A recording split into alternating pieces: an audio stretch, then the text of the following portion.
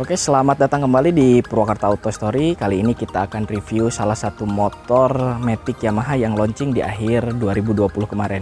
Ini adalah Yamaha Aerox 155 Connected tahun 2020.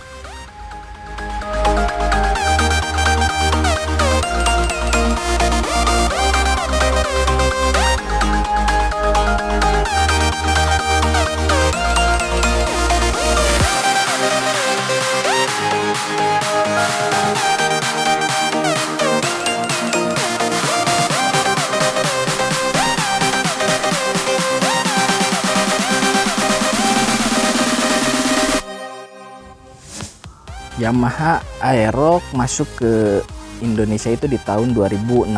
Waktu itu mesinnya 125 cc. Tidak terlalu sukses di pasaran Aerox 125. Yamaha mengeluarkan Aerox versi 150 cc dengan nama Aerox 155 VVA. Diluncurkan di sirkuit Sepang Malaysia pada bulan November 2016. Aerox 155 VVA ini selain memiliki desain motor yang sporty, juga memiliki keunggulan di blue core-nya dan VVA-nya yang menjadi andalan. Dan di bulan November 2020, Aerox ini mendapatkan penyegaran dengan disematkannya fitur-fitur canggih dari New NMAX. Aerox ini launching secara virtual di laman YouTube resminya Yamaha dengan nama Aerox Connected. Nah, kita lihat desain depan dari Yamaha Aerox Connected 155. Jadi Aerox ini dijual dengan dua tipe, ya tipe pertama yang standar belum ABS, kemudian yang tipe tertingginya ini ya yang ABS ya.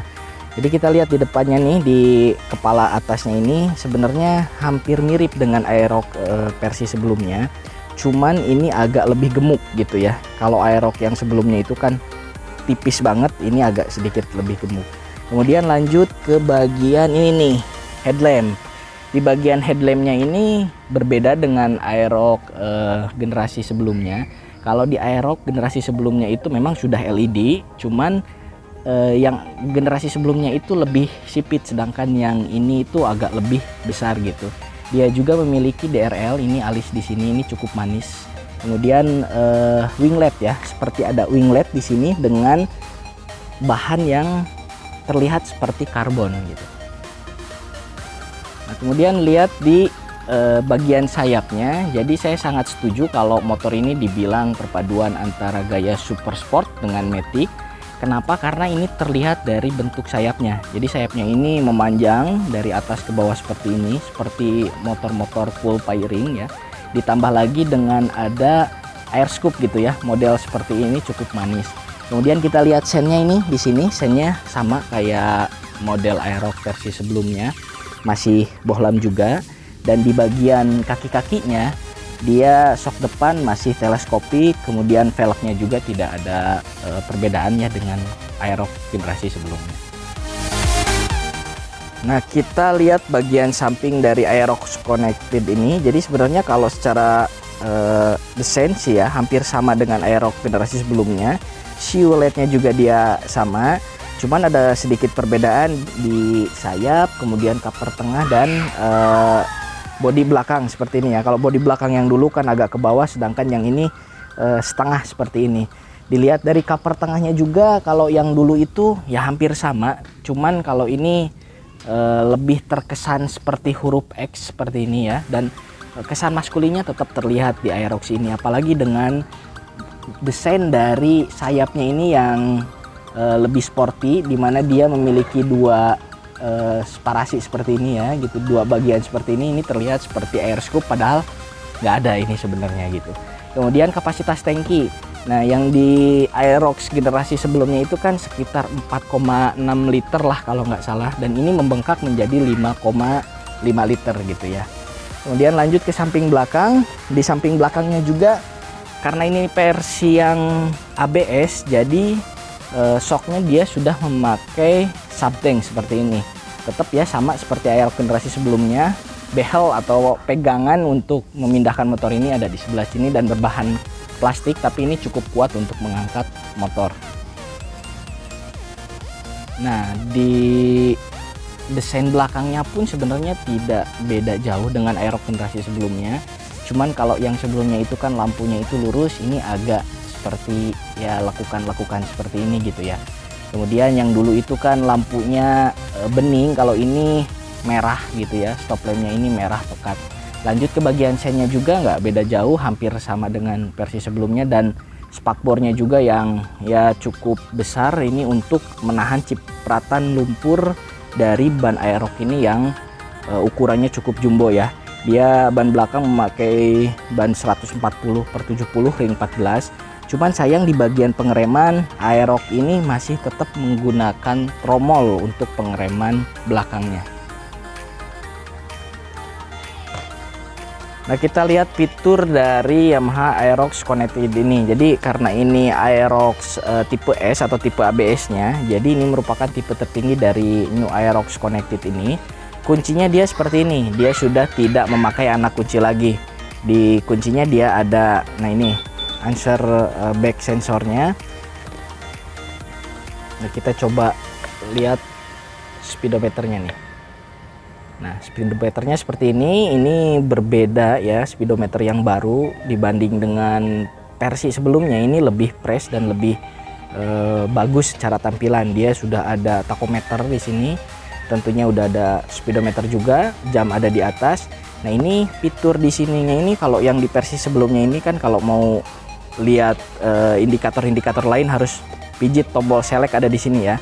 Sedangkan di sini ada di tuas sebelah kiri ini. Jadi saat berkendara mau mindahin ini nggak harus lepas tangan kemudian pijit ke sini, ini lebih mudah gitu ya.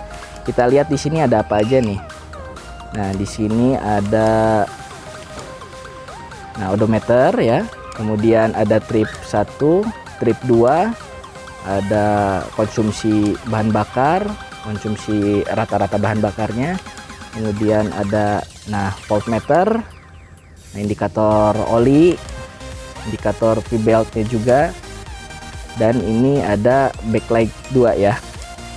Balik lagi ke odometer. Di sini di bawahnya ada full meternya di sini. Cuman ada berapa bar nih, kayaknya ada sekitar 5 ya, 5 bar di sini. Nah, ini RPM-nya ada 2 ke atas seperti ini. Kalau kita nyalain nih.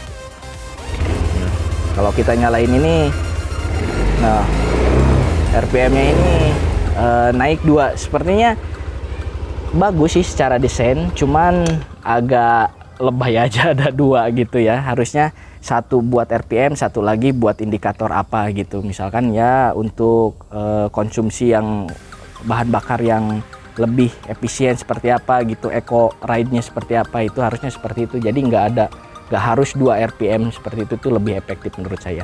Kemudian lanjut di tuas sebelah kiri sama ya, nggak ada bedanya nih. High beam, low beam, ada sen, klakson.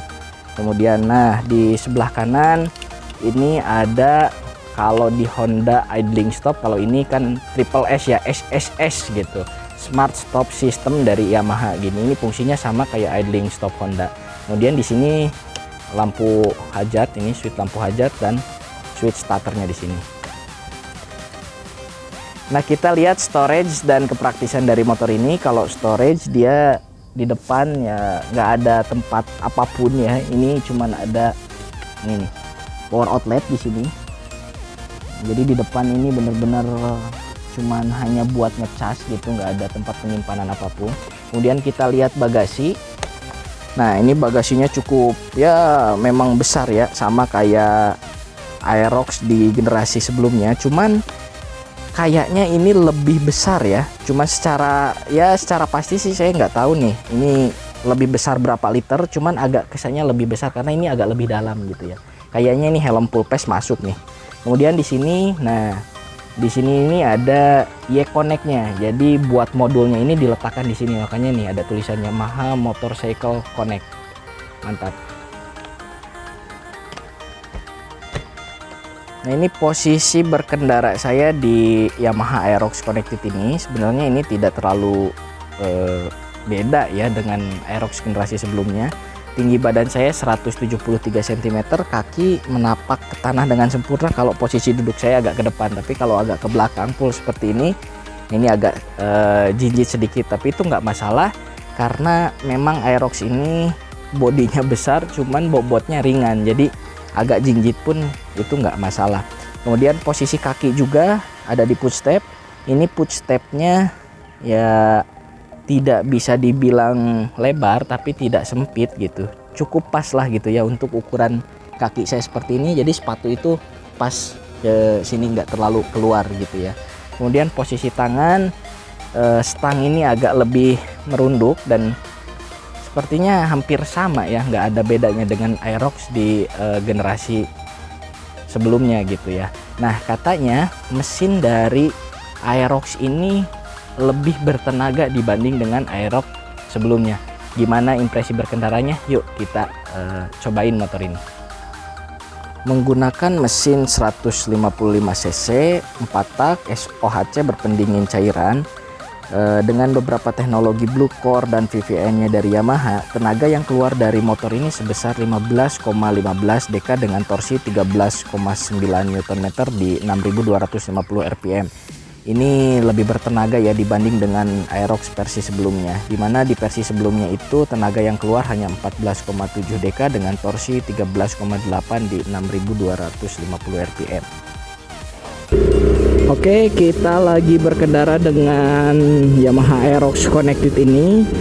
Jadi dari suspensi, dari kaki-kaki ya cukup lumayan empuk lah, karena ini memang menggunakan ban ring 14 dan profil ban yang agak tebal. Jadi itu membantu ke suspensi ini lebih, kalau saya bilang lebih enak dibanding bawa NMAX gitu ya. Kemudian di urusan tenaga memang ini terasa lebih menjambak dibanding Aerox generasi sebelumnya, karena memang ada kenaikan tenaga ya kurang lebih sekitar setengah dk dibanding dengan Aerox generasi sebelumnya gitu ya. Posisi berkendara yang cukup nyaman, suspensi yang empuk dan tampilan yang ya sporty. Jadi motor ini memang bisa terbilang cukup ya worth it lah. Dengan harga 30 juta kita dapat beberapa fitur seperti yang ada di motor Aerox Connected ini. Untuk stop and go di perkotaan pun cukup terbilang oke ya. Untuk nyalip gitu, karena memang bodinya besar, cuman bobotnya yang ringan ini memudahkan dalam urusan handling gitu. Pengereman pun ABS-nya feelingnya cukup bagus, meskipun ini ABS-nya cuman single channel ya, jadi cuman ada di depannya aja, karena belakang itu masih menggunakan tromol, dan itu cukup lumayan pakem dan feelingnya ini enak gitu. Cuman memang ada beberapa kekurangan di Yamaha Aerox Connected ini. Satu, sebenarnya sih cukup ya, sebenarnya cukup dengan pengeraman belakang yang masih menggunakan tromol.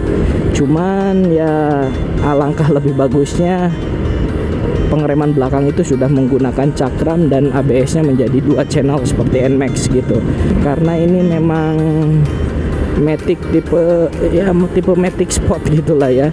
Jadi posisi kaki hanya ada satu posisi seperti ini gitu. Jadi nggak ada tipe santai atau ada agak selonjoran seperti Yamaha NMAX gitu ya. Itu beberapa kekurangan yang saya temukan di Yamaha Aerox Connected ini. Tapi secara tenaga dibanding dengan Vario, dibanding dengan NMAX ya, ini cukup lebih oke lah gitu.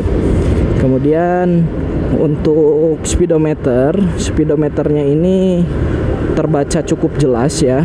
Jadi meskipun di siang hari ini speedometer terbaca cukup jelas gitu, dengan layout ya yang cukup informatif dan memudahkan kita dalam membaca informasi di speedometernya gitu.